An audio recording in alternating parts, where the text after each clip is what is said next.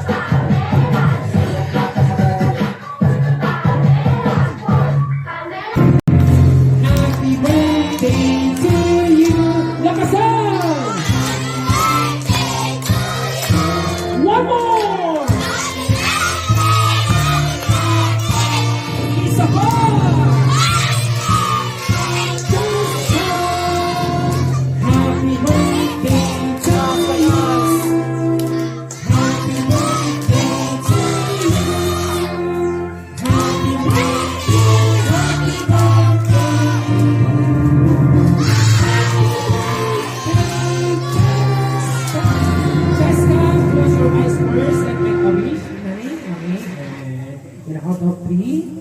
1, 2, 3. Blow your candle, Jessica. Yes! Happy 7th birthday!